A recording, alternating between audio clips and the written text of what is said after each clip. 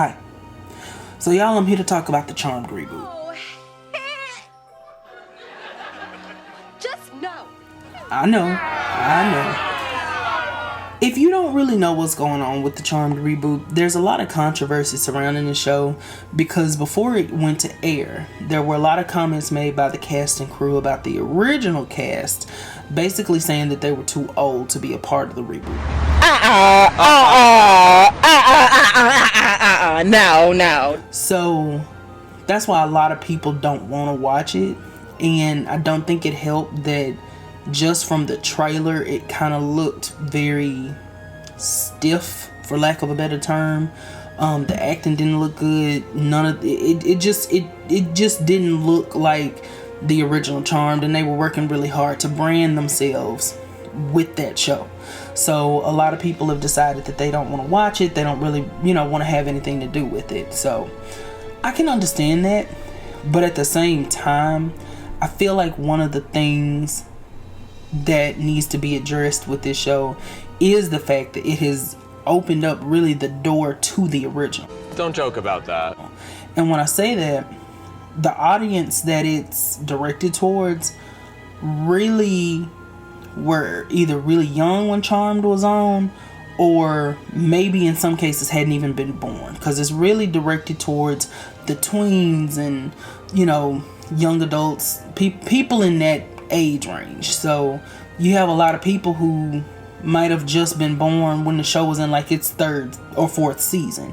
So I think that this show is going to create an opportunity for a lot of younger people who see it to go back and say, oh, this show is a remake of such and such show, this original Charm. Let me go back and watch that just to see. And I think that that's gonna create a lot of new younger fans. So y'all still with me? Yep. Okay, good. So we're not really going to be doing like an in-depth review of the every single episode and saying what happened and whatnot. Really what I want to talk about is just the characters overall and their storylines and how they eventually come together. This season we're introduced to the Charmed Ones.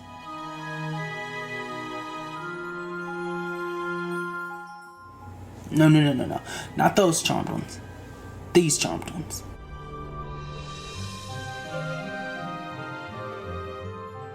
Macy, Mel, and Maggie.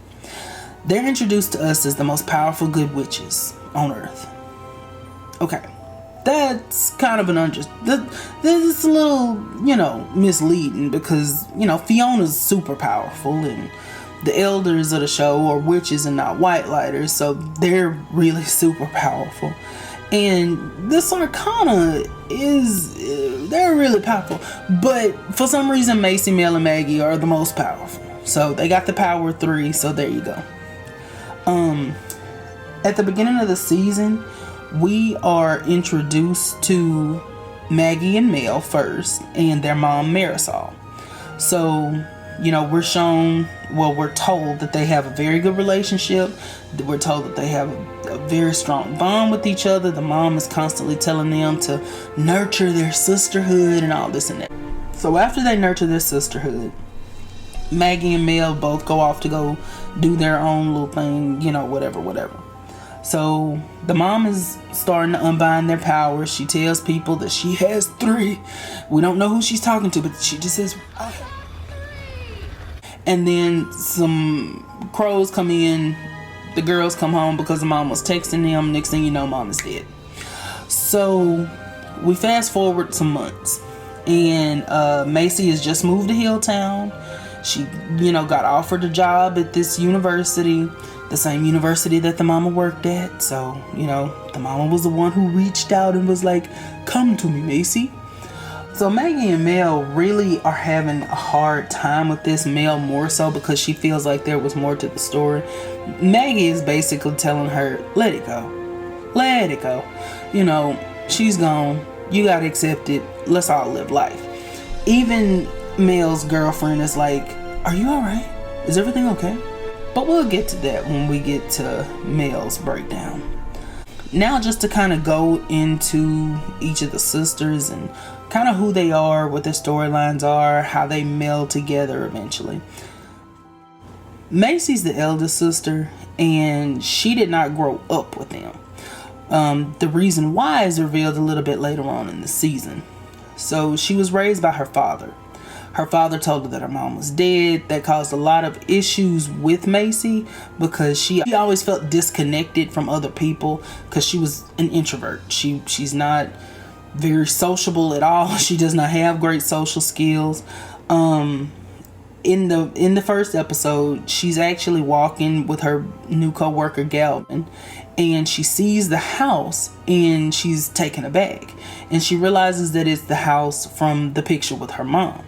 So she goes to the house and she introduces herself and, lets them see the picture. And that's when they realize that they are sisters. So Harry kidnaps them. I say kidnaps. He doesn't really kidnap them. He just ties them up in the attic and tells them this whole little spiel about how they're the charmed ones and it's their destiny to stop the apocalypse and stop the source of all evil and da-da-da-da. And the source of all evil is kind of something that I'm going to touch on a little bit later, but we are introduced to the concept fairly early that is their destiny. And when I say fairly early, I mean episode 1. We're already talking apocalypse level stuff. Episode 1. Macy is just trying to kind of sort through everything. She, along with her sisters, are given 48 hours to figure out if they want to be a witch. If they don't want to accept the call, it's completely up to them. And she has to kind of talk through it with them, with herself, and just figure out really what she wants to do. So, throughout the season, No, not throughout the season. Before we get started on that, I just want to address the fact that within, I want to say it was the first episode, Macy moves into their house, which I just wanted to make note of that. But moving on, Macy actually has some interesting storylines and moments through the season. One of her most interesting storylines is Galvin, who's her co-worker and her confidant. He's with her when she discovers the house. He's with her, one of the first times that her powers manifests. And that's actually a funny story because they're in a bar, like a bar. And Macy's powers, she gets mad and throws a glass bottle across the room with her powers. And Galvin is sitting there like, hey, what's going on there? And Macy is like, I'm drunk, I need to go. And he's still sitting there like, oh. But anyway, so moving on to Mel, who is now the middle sister. She learns that she can freeze time. And the first time it manifests is interesting to me because they're sitting in a restaurant. And Nico is basically asking her like, are you alright? I know you've been super messed up since your mom died, but is that really reason enough to be so upset about things? And so Mel is basically just off put and she freezes time. And she freezes everybody, everything, the people outside, the people down the street. I'd venture to say the people in England were frozen. It was just strange to me that she was able to freeze such a large area so early and so quickly. But again, that's a me thing, not a problem. And another point that I wanted to bring up with Mel is the fact that everyone in her life is basically telling her she should just be over her mama's death. There should be no issues. She should not have any problems. There shouldn't be a period of adjustment. She should just be okay. And narratively, I don't really understand the point of that because it doesn't serve a purpose. But anyway, whatever. So she's the most excited about becoming a witch because she feels like this will be the tool that she needs to be able to figure out what happened to her mama.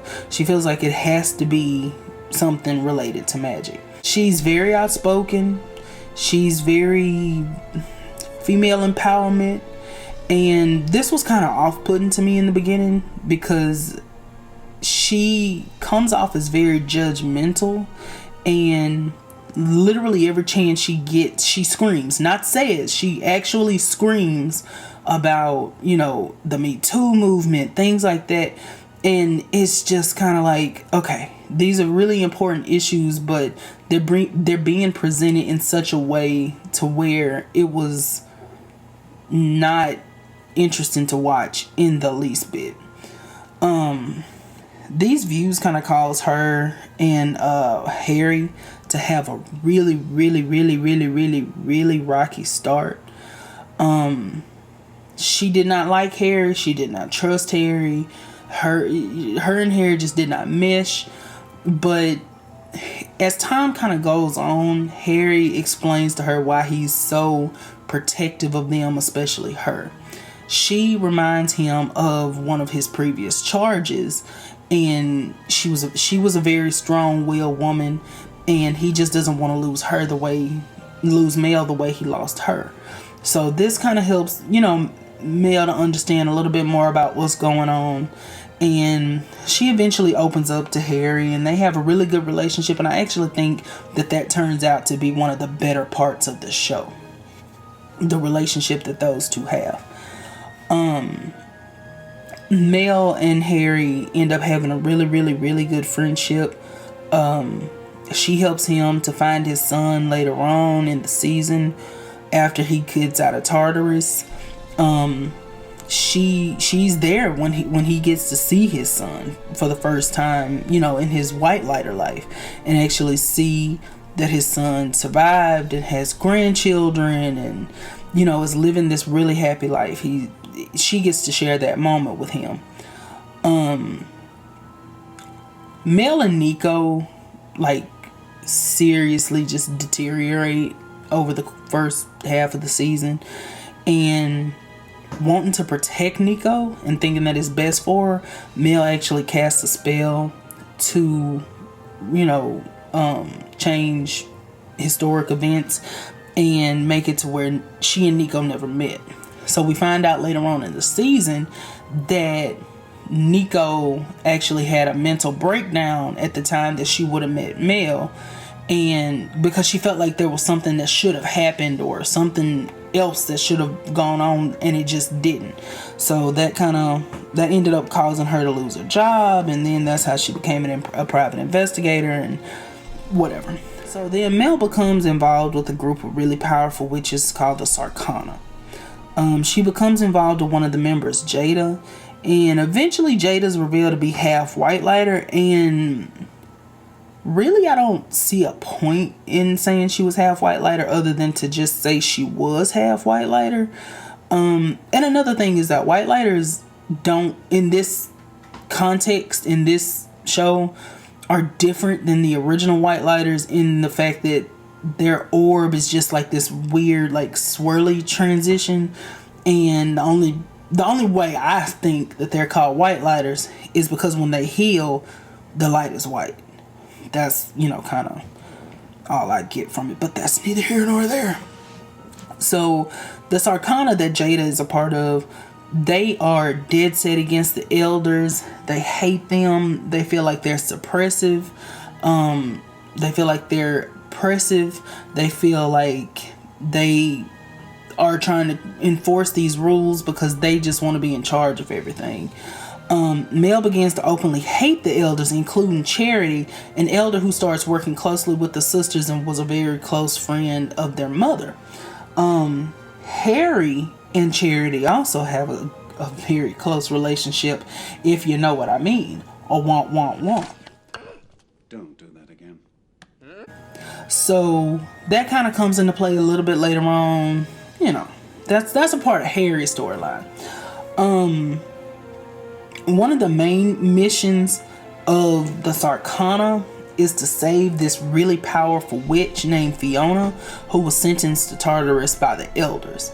Tartarus is like this hell dimension, and it forces you to just relive all these horrible memories of your life. It's not a nice place. So they eventually find Fiona, and that's when the shenanigans begin. But first, before we get on to the shenanigans, let's talk about Maggie. Excuse me, Margarita. Yes, her name is Margarita. That has nothing to do with the plot, but I really just want to let it be known that her name is Margarita. But anyway, Maggie is actually one of my favorite characters. And she's the youngest of the sisters. She's really easygoing, fun-loving, and she just wants to live like some semblance. She just wants to join a sorority. That's kind of really her biggest goal, is joining a sorority. Maggie is actually one of my favorite characters, just because I feel like even though there are times where I want to strangle her, she's kind of the one that'll call people out in a way that's like, okay, maybe we shouldn't do that, as opposed to Mel, who just likes to argue with people. Things start to go a little weird for Maggie when she finds out that she has the power of telepathy and can hear people's thoughts. This is obviously really different from Phoebe's power of premonition, but what I do like about it is the fact that, just like Phoebe's power, it's really passive and at the same time comes in really handy.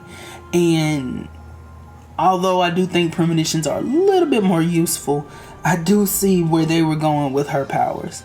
Maggie is the one who is the most put off by being a witch, and she does not want to be a witch at all. She just wants to be normal. She just wants to live her life. And fun fact, I thought that Maggie was supposed to be like 20 or 21, and she is actually 18 at the beginning of the series. I don't know why that threw me off so bad, but it did. So anyway, Maggie spends the season kind of with different projects. I like to call them projects just because her biggest thing is wanting to get into a sorority, and like, it's a sorority, let it, like, why is that? But she had to have something. And then like at one point she was trying to join a choir, and it was just, I don't know, it kind of felt like she was just doing random things. But one of the things that I do love about her storyline is that it introduces us to Lucy, who I assumed was a robot or a golem or something like that. I'm thinking she was something like that because she was just so weird, and she talks in like these really, God, just millennial man, like she just, half of what she says doesn't make sense. But we find out later on that she's not mechanical in any way. She's a normal person who is just sometimes under the influence of magic by her boyfriend's father. Her boyfriend's name is Parker, and Maggie is instantly attracted to him, and she's really put off by the fact that he's dating Lucy. So eventually him and Lucy break up, and him and Maggie get together, and that's when Maggie finds out that he's half demon and that his father actually sent him after them. So not the most original storyline, but whatever. So Parker's mama, who is a human, is spending all of her time trying to figure out how to get the demon out of Parker and make him fully human. But that does play an important part later on in the season when everybody's storylines get together. As a side note, Maggie's powers develop. She's an empathic witch, so she has a lot of different powers that come from emotion and feeling. One thing about her powers that was, I don't even know how to describe what it was. At one point, after the whole Parker thing comes out and she finds out who he is, she goes to try to have intercourse with him, coitus. And they're trying to get into the act, and a light comes from betwixt her nethers and throws Parker across a room. Now, if anybody has ever watched True Blood, the only thing I could think of was Pam saying, "I'm so over Suki and her precious fairy vagina and her So that's just what came to my mind. But the storylines for each of the sisters eventually come together, and they overlap, and they kind of come together in a good way. I enjoyed the way that they ended up coming together. One kind of thing that's by the wayside that I thought was going to play an important part of everything and didn't is the fact that Macy is a virgin.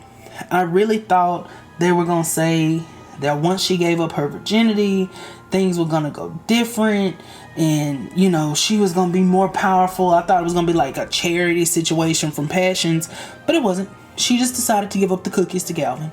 And the reason she decides to give up the goods to him is because he wants to go into the rainforest to get a cure for her demon side.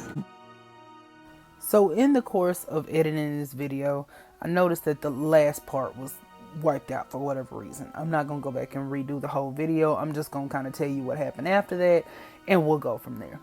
So Macy decides that she wants to keep her demon side, and she starts relying on it just a little bit too much, and her sisters, especially Mel, becomes worried because they think that the demon is starting to take over and that she's slowly becoming a demon. We find out a little bit later on that she has a lot of insecurity about the fact that she didn't grow up with them, and she kind of feels like they're holding it against her, especially Mel, which I cannot blame her for at all, because Mel really was kind of coming after her, but that's neither here nor there. Parker's daddy tries to make him take on the Source. Macy takes on the Source though, and that leads to her like having a whole set of powers. I mean, she becomes powerful, and really it could have been done so much better. Like, I feel like that was a really good story point, and they just kind of glossed over it. But anyway, we kind of get this confrontation, and her sisters promise her that they'll always be there for her, and the season ends with them becoming, I guess, the new elders of the magical community. I'm really not quite sure, because all the elders are dead. As a whole, I actually enjoyed the season. I know I talked, some smack about it and whatnot, but I actually really did enjoy it. Do I feel like there were a lot of things that they could have done completely differently? Yes. Do I feel like they could have had stronger actresses? Yes. But they had some good things. One of the things I really enjoyed the most was the bond between Harry and Mel, because out of all the characters, they seem to have a real relationship with each other. And it was just nice to watch the progression of their relationship and just see them become actual friends and respect each other. Their powers were another thing that I really, really enjoyed, and I feel like it should have been more paced out. I feel like they should have had more time for them to develop, but I enjoyed the progression of them. Mel being able to control the flow of time, Maggie being able to share her thoughts with other people and whatnot. I really, really, really, really, really enjoyed that part. And I say really a lot sometimes when I don't know how to say what I'm trying to say. But another part that I really enjoyed was Harry. Harry, I thought, was a good addition to the cast. Now, in the beginning, he did get on my nerves. I will not lie to you. He did get on my nerves in the beginning. But I came to respect him because he almost was one of the most real characters on the show. And he actually had growth, and he went from being, Mr. Rule follower to just like, the elders can do whatever they want to do. And him being so protective of Mel because she reminded him of Fiona was really, really nice to see. Fiona and Maggie were two of my favorite characters just because I feel like they were interesting and there were aspects to them that I enjoyed watching on the show. Fiona especially. Fiona could have been a really, really good character. I feel like they just did not know what to do with her at certain points. Like, towards the end, it felt like she was just there just to be there so that we would have someone to kill off. I mean, she went from being, it wasn't even that she was unhinged. She literally just felt like she was there. But either way, you know, the pacing of the show really is one of the low points and probably one of the biggest ones. The only other thing that's probably a bigger drawback than the pacing would be the chemistry between the sisters. They just don't mesh at all. None of them have any kind of chemistry.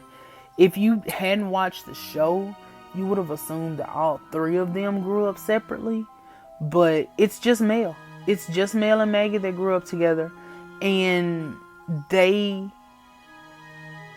don't interact as sisters. They interact as roommates. But Maggie, like I said, is pretty likable. Macy is the one that has the most trouble, which I don't know if that was intentional, but I think a stronger actress would have been able to portray a blossoming relationship with her sisters. Because the way Macy was, she did this weird like smile thing when she would talk, and it was just distracting. And they should have played up more her relationship with Mel, because even though there were times where Mel was hard on her and they, you know, would kind of butt heads, the end result just kind of was like, why is she directing all of this at Mel? And then she wasn't directing it at Mel, it was directed towards both of them, and then it was just back to Mel. So they should have played more on the fact that Mel grew up as the oldest sister and Macy grew up as an only child, and that those two, you know, interactions, those two experiences conflicted in a bad way. I think they could have really made something of that, but it almost felt like they didn't know if they were gonna get a second season. So they were just like, look, we're just gonna throw them together, see what happens. We're gonna try to cram 2 or 3 seasons worth in one season. That's what it felt like. But one of my least favorite things about this season, this show so far, was Mel and her loudness with the consent and this and that. Like, I understand that is a very important topic. It's something that we need to talk about. It's a conversation everyone needs to have. There were just times where she would literally throw it in people's face and she'd scream, and it was just to watch. It was exhausting. But I'm excited for season 2. I want to see where they're gonna go with the characters. I really want to see how things are gonna unfold. I'm excited to go back and watch it. So if you guys like the video, then just comment and like, stay up to date and on future reviews, recaps, and whatever happens, because I'm not quite sure which way I'm gonna go with it yet. But just stick around, see what happens. Thanks for listening. Thank me for talking, and you guys have a great day.